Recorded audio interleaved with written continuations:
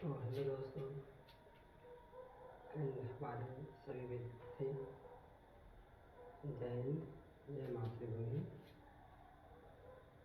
आज हम अपने कोचिंग के लिए सभी बच्चों के लिए और हमारे कोचिंग में जितने भी बच्चे हैं जो लेट से एडमिशन लेते हैं उन सभी बच्चों के लिए ये मैं वीडियो तैयार करना चाहता हूँ, ठीक है। और वो सभी बच्चों को हमारे क्लास में ज्वाइन करने से पहले वो अच्छी तरीके से इस वीडियो को देख लेते हैं तो हमारे क्लास को आसानी से वो अच्छी तरह से समझ सकते हैं। तो मैं आज सभी बच्चों के लिए यही क्लास लेकर के स्टार्ट करना चाह रहा हूँ। स्टार्टअप मेरा ये फर्स्ट स्टार्टअप है सभी बच्चों के लिए, ये मेरा पहला क्लास रहेगा जिसमें हम ये बताना चाहेंगे सभी बच्चों को, जो बच्चे हमारे क्लास को ज्वाइन करते हैं और स्टार्टिंग शुरुआती क्लास यदि वो कर लेते हैं बढ़िया तरीके से तो उन्हें बहुत ही ज़्यादा बेनिफिट मिलेगा और हमारा क्लास को अच्छी तरह से वो पढ़ करके और आगे क्लास को वो अच्छी तरीके से समझ सकते हैं। इसी चीज़ को लेकर के मैंने अपना एक मिशन बनाया हूँ और इसी मिशन और इसी अभियान के तहत मैं सभी बच्चों को एजुकेशन के क्षेत्र में मैं एक अलग तरीके से उन लोगों को शिक्षा से अवगत कराना चाहता हूँ, जिससे उन्हें किसी भी तरीके से अगर पढ़ाई करना हो तो उन्हें डिफ़िकल्टीज अर्थात कठिनाइयों का सामना न करना पड़े। तो मैं सभी बच्चों के लिए और साथ में जितने भी मित्र हैं, साथी हैं, जिन्हें भी इन चीज़ों से यदि वंचित हैं, जैसे मैं अभी फ़िलहाल आज पहला क्लास मैं इंग्लिश का ही लूँगा। सभी विद्यार्थी साथियों एवं जितने भी लोग हैं जिन्हें मैं अपने क्षेत्रीय भाषा से जोड़ करके और मैं इंग्लिश पढ़ाने का कोशिश करूँगा, जिससे उन्हें आसानी से हमारी क्लास में उन्हें समझ में आएंगे। तो चलिए मैं अपनी कुछ बातें हैं जो पहले रख लेता हूँ। हमारा coaching mission world education centre Riga, ये सीतामढ़ी बिहार में पड़ता है और ये आज मेरा फर्स्ट क्लास रहेगा, जिसके अंतर्गत मैं सभी के लिए मैं इंग्लिश का क्लास लेकर आ रहा हूँ, जिसके अंतर्गत मैं इंग्लिश सभी को एकदम जीरो लेवल से पढ़ाना शुरू करूँगा, जिसके तहत उन सभी को पता चले कि आखिरकार इंग्लिश का क्या महत्व है और इंग्लिश क्यों ज़रूरत पड़ती है। तो हालांकि बात की जाए तो सब लोगों का अपना अपना थिंकिंग है और जहाँ तक अब बात की जाए तो इंग्लिश का हमारे लाइफ में, मॉडर्न लाइफ में एक तरीके से मानो तो अभिन्न अंग बन चुका है, जिसको जाने बगैर आज लोग अपने आप को अधूरा खुद का महसूस करते हैं।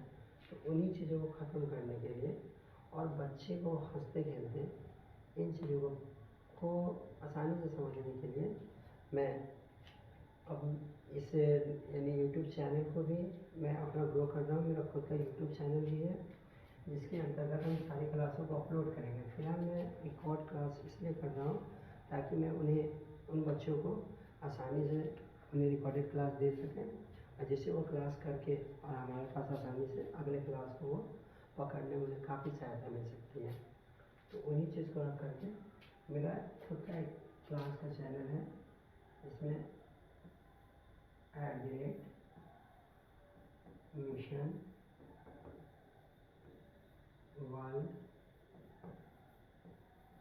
Education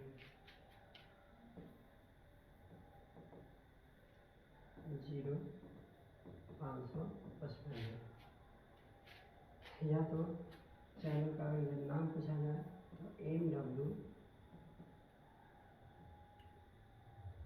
education centre.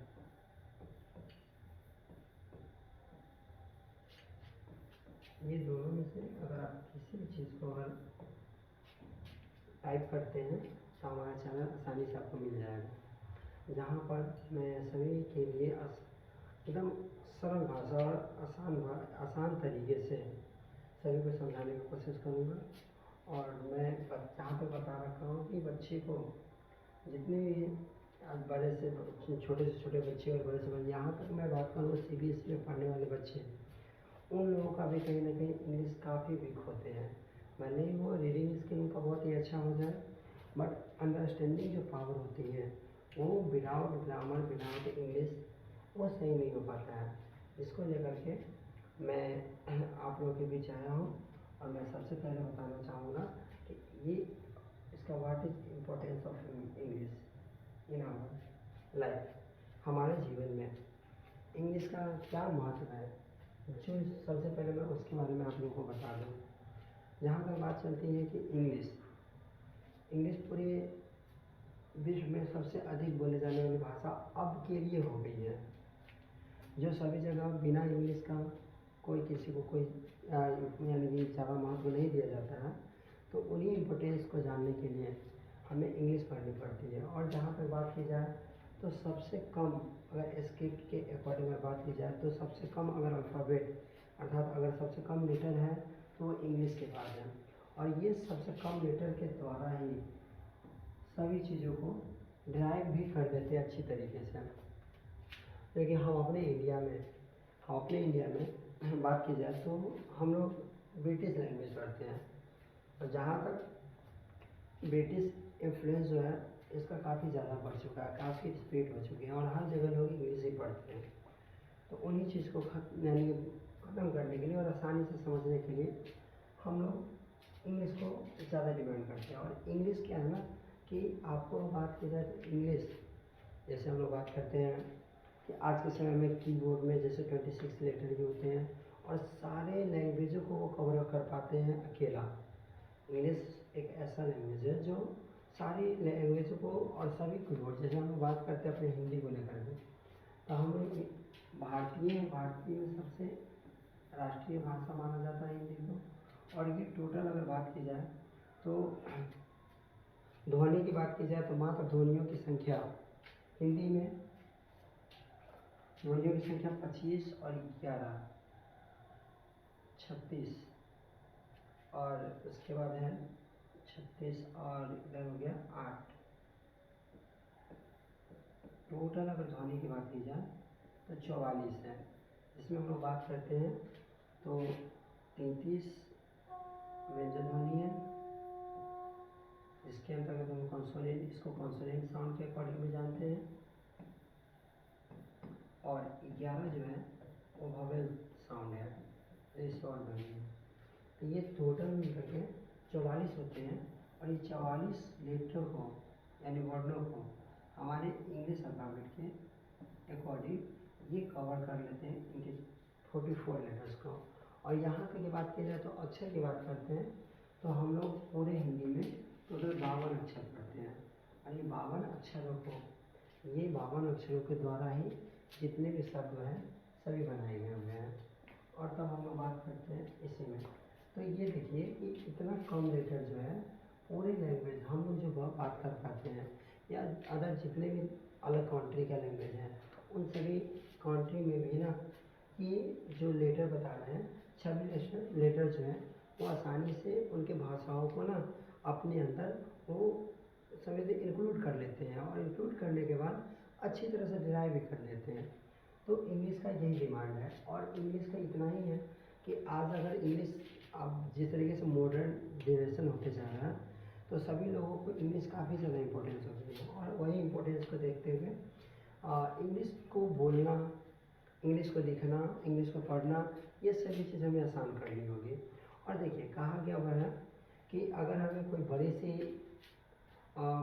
सफलता अगर प्राप्त करनी है तो सबसे पहले हमें उनके लिए एक छोटी छोटी स्टेप्स बनानी पड़ेगी, और छोटी छोटी जो सीढ़ी का जो स्टेप होती है वो स्टेप जो होते हैं हमें मंजिल के उस मुकाम तक ले जाती हैं।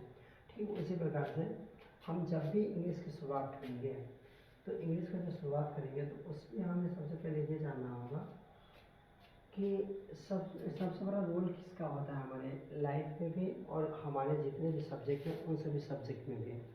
क्योंकि आज जितने भी सब्जेक्ट पढ़ते हैं उसमें अगर हम लोग बात करें तो सबसे बड़ा रोल होता है तो वो है साउंड का।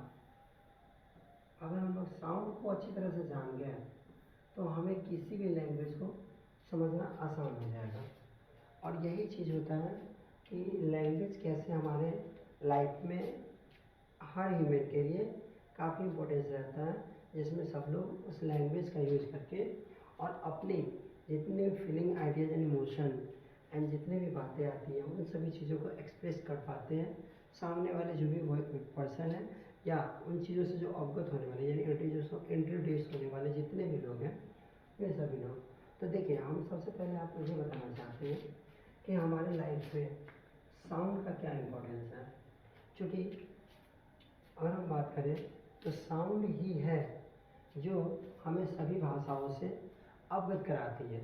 यदि साउंड ना होता तो हम किसी भी भाषा को समझ भी ना पाते, ना सुन पाते और बाद में ना बोल पाते हैं बाद में।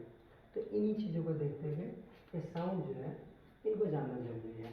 और साउंड रियल मायने में हमारे लिए माध्यम का काम करती है और वो हमारे वेजेस भी बनती है, हमारा रिसोर्सेज बनता है और जिसके सहायता से हम किसी भी व्यक्ति को और अपने समझ जितने भी लोग होते हैं उन्हें बोल करके और इन्हीं साउंड की उत्पत्ति से उन्हें सहमत कर पाते हैं, उन्हें समझा पाते हैं और उनकी भी बातों को और अपनी भी बातों को साझा कर पाते हैं। तो साझा करने का सबसे बड़ा मीडियम है इसके हम लोग साउंड बोलते हैं। और ये साउंड हमारे जीवन में बहुत ही बड़ा इम्पोर्टेंस रोल अदा करता है, जो आज हम इसी साउंड के मार्फत ही हम आपको पूरे इंग्लिश के बारे में समझा देंगे बहुत ही शॉर्ट तरीके से।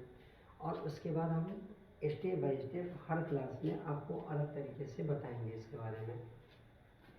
जैसे साउंड है तो साउंड जो होता है असल में एक मीडियम है और वो मीडियम के सहायता से हम लोग अपने लैंग्वेज को एक्सप्रेस कर पाते हैं। तो ये साउंड कहीं ना कहीं एक लैंग्वेज के लिए आया हुआ है और यहीं से लैंग्वेज बनती है। अगर साउंड ना हो तो कोई लैंग्वेज नहीं बनेगी। तो आज हम बात करते हैं लैंग्वेज बनाने से पहले, यहाँ तक पहुँचने से पहले हमारे कई ऐसे पार्ट हैं जिन्हें जानना बहुत ज़रूरी हो जाता है। चलिए हम सभी पार्ट्स को पहले लिख करके समझा सकते हैं। जैसे हम लोग पहली बात करें तो साउंड जो होती है इनकी जो सबसे स्मॉलेस्ट यूनिट होती है उन्हीं यूनिट को हम लोग लेटर कहते हैं। और लेटर जो होता है साउंड का सबसे स्पेसिफिक और स्मॉलेस्ट यूनिट होती है।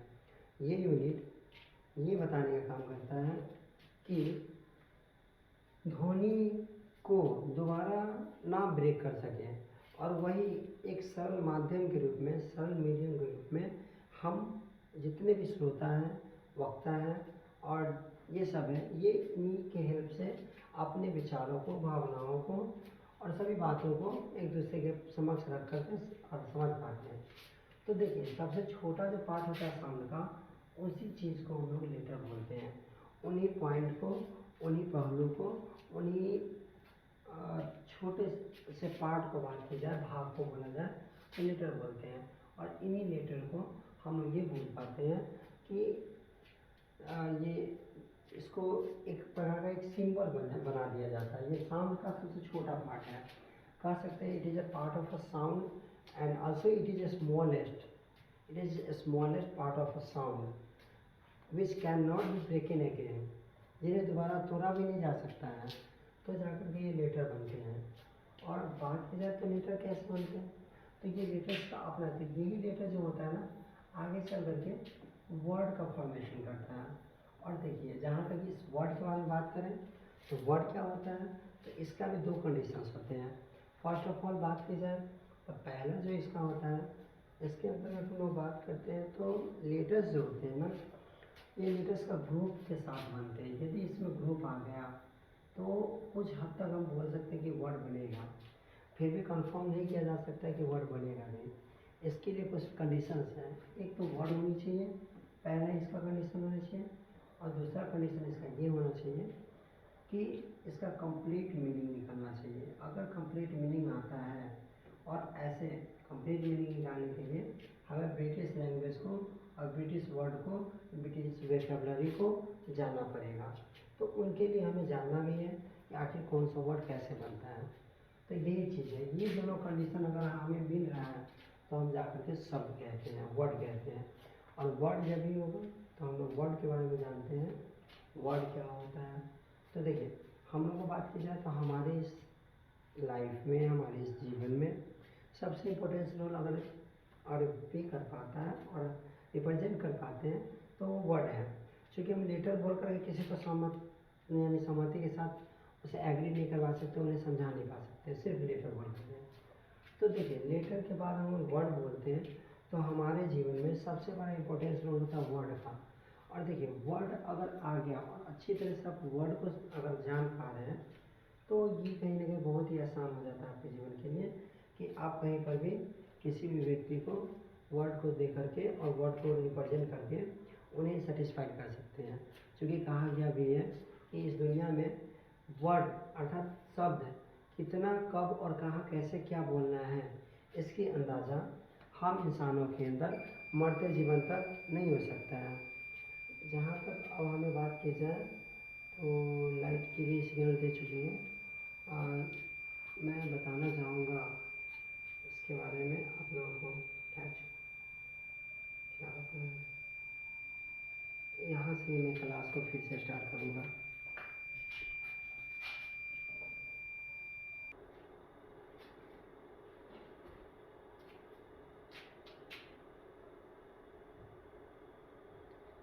Sorry for this. चलिए तो मैं बता रहा था साउंड को लेकर के, और ये साउंड जो है इस तरीके से कार्य करता है। जैसे हम सबसे पहले बताए थे लेटर को लेकर के, लेटर जो बनाती है वर्ड को बनाती है। वर्ड का कंडीशन भी बताया था। फर्स्ट पहला कंडीशन ये था कि इसके अंतर्गत पहले ग्रुप्स होनी चाहिए। तो ग्रुप किसकी होनी चाहिए, तो ग्रुप होनी चाहिए लेटर्स की। सारे लेटर्स मिलकर के ग्रुप बनाते हैं। पहला कंडीशन हो जाता है। दूसरा कंडीशन ये हो जाता है कि इनके जो लेटर्स को बोल रहे हैं इसकी कंप्लीट मीनिंग होनी चाहिए, कंप्लीट मीनिंग होनी चाहिए। अगर ये आ जाती है तो हम कह सकते हैं कि ये वर्ड बनेगा। वर्ड के बारे में बता दिए। और ये सारे वर्ड मिल करके सेंटेंस बनाते हैं। और ये सेंटेंस जो है, ये सेंटेंस का भी अपना 3 कंडीशन होते हैं। तीनों कंडीशन में यहाँ पर एक्सप्रेस करना चाहता हूँ। पहला कंडीशन ये होता है कि इनकी भी पहले का कंडीशन में होनी चाहिए, ग्रुप ऑफ वर्ड्स होनी चाहिए। यदि वर्ड्स आते हैं तो सही है। अदर दिन अगर बात करी जाए तो वर्ड्स के बाद अगर बात करते हैं तो इनकी अरेंजमेंट होनी चाहिए। सेंटेंस में अरेंजमेंट किसकी होनी चाहिए, तो अरेंजमेंट ऑफ वर्ड्स की होनी चाहिए। अगर ये चीज़ें अगर इसके अंदर आ रहा है तो सही है, बट इसके पीछे रीजन है कि arrangement of words according to grammar. और ये ग्रामर क्या है, चलिए इनके बारे में हम लोग काफ़ी डिटेल्स में पढ़ेंगे। ग्रामर, क्योंकि ये ग्रामर है तो लैंग्वेज है। क्योंकि हम सब लोग जानते हैं कि बिना किसी भी लैंग्वेज के लिए और उन्हें सही तरीके से रिप्रेजेंट करना, एक्सप्रेस करना और जानना है, तो अगर हमारे पास अगर इनकी अगर जानकारी नहीं होती है, ये यदि रूल नहीं दे पाते हैं, तो हमारा कोई भी लैंग्वेज को सही तरीके से रिप्रेजेंट करना सही नहीं हो पाता है। और यही हमारी पर्सनालिटी को डेवलप कर पाते हैं। हमारे जो लैंग्वेज पर्सनालिटी बात की जाए तो लैंग्वेज को काफ़ी अच्छे तरीके से हमें रिप्रेजेंट करने के लिए, और वो बताता है, रूल्स देता है। तो ये है ग्रामर है, और इसी के आधार पे अरेंजमेंट होनी चाहिए वर्डों की, तभी जाकर वर्ड कहलाएंगे। और तीसरा जो जाता है, इनका भी एक वर्ड होनी चाहिए, वो है कंप्लीट सेंस। यदि ये आ गए तो मेरा जो कहना है वो एकदम सिक्योर हो जाएगा। तब जाकर हम सेंटेंस बोलने में, सेंटेंस कहलाने में कहीं से कोई दो मत की बात नहीं हो पाएगी, वो सेंटेंस कहला जाएंगे। और यही सेंटेंस कहलाते हैं। और बात करते हैं यहाँ पे, तो देखिए एक एग्जाम्पल लेते हैं। जैसे इसमें वर्ड के बारे में बताया तो वर्ड में कुछ एग्जाम्पल देते हैं। GOD बन सकते हैं, और इसका ये ब्रिटिश लैंग्वेज में एक वोकैबुलरी है जिसके अंदर इनको इस पर का दर्जा दे रखा है। और हम अपने हिंदी लैंग्वेज में इस पर बोलते हैं, और इंग्लिश में गॉड बोला जाता है। अल्लाह जो भी बहुत सारे भगवान के नाम आ जाते हैं, सभी को भगवान के दर्जा से जाना जाता है। और इन्हीं को अगर रिप्रेजेंट करते हैं अपोजिट में तो डॉग बन जाता है। ये कहीं ना कहीं ये मैटर करता है। बट इसी में कंटिन्यू आप दो चीज़ें को, दो कॉन्सोनेंट वाले वर्ड को नहीं ला सकते, क्योंकि ये वर्ड नहीं कहलाएंगे, इसका कोई अर्थ नहीं दे रखा है इंग्लिश वोकैबुलरी में। और अगर हम लोग बात करें तो सेंटेंस में, सेंटेंस में क्या होनी चाहिए, तो ग्रुप ऑफ वर्ड होनी चाहिए। इसका ये मतलब नहीं कि हम लिख दिए apple, ball, cat, this, these are arranging a group of word। ये सभी जो है अरेंज है किसके रूप में, वर्ड के रूप में, बट ये सही नहीं है। हमें देखना है कि सेंटेंस आने के लिए भी इसकी कुछ फॉर्मेट होती है, और उन फॉर्मेट के ऊपर ये आएंगे तभी जा करके वो सेंटेंस भी कहलाएंगे। और सेंटेंस का फॉर्मेट जो होता है वो सब लोग जानते हैं, और वो जानते थे इनकी फॉर्मेट ये होती है सब्जेक्ट, वर्ब, ऑब्जेक्ट। और सेंटेंस बोलने में ना हमें ना विषय बिंदु अर्थात सब्जेक्ट, हमें समय की जिक्र भी की जाती है, हमारी भावनाएं हो जाती हैं जिनके बारे में हम लोग डिस्कस करते हैं, वो सभी चीज़ इनके अंदर आ जाते हैं। तो जैसे समय कहीं ना कहीं प्रभाव अपना यानी कि देते ही हैं, उनका इफेक्ट भी रहता है, तो उन सभी चीज़ों को देखते हुए इनकी निर्माण की गई है। और इन स्ट्रक्चर्स पे अगर कोई भी सेंटेंस अगर रिजल्ट किया जाता है तो यही ग्रामर रूल्स का पार्ट है, ग्रुप होनी चाहिए। देखिए स्ट्रक्चर ग्रामर रूल जो है ऑलरेडी इसका एक फॉर्मेट दे चुका है, एक स्ट्रक्चर्स दे रखे हैं, और ये ग्रुप ऑफ वर्ड इन पे अगर आधारित होंगे सब्जेक्ट, वर्ब और ऑब्जेक्ट पर आधारित, तो हम कह सकते हैं कि ये जो अगला जो सेंटेंस बनने वाला है उसको सेंटेंस कहेंगे।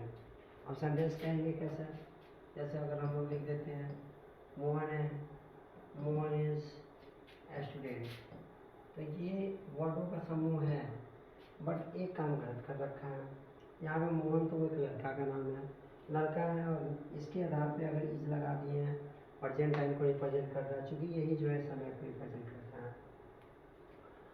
अब प्रेजेंट टाइम को रिप्रेजेंट कर दिया, तो यहाँ पे लड़का, ये विद्यार्थी है, मोहन विद्यार्थी है, बट मोहन विद्यार्थी है। तो मोहन ग्रामर ये कहता है कि जब भी हम लोग बनाते हैं तो सेंस के अकॉर्डिंग बनाते हैं, और सेंस क्या कहता है कि मोहन सिंगल पर्सन है, तो इसलिए हम विद्यार्थी को भी गिन सकते हैं, विद्यार्थी को गिना जा सकता है, और ये काउंटेबल नाउन के अंदर आते हैं।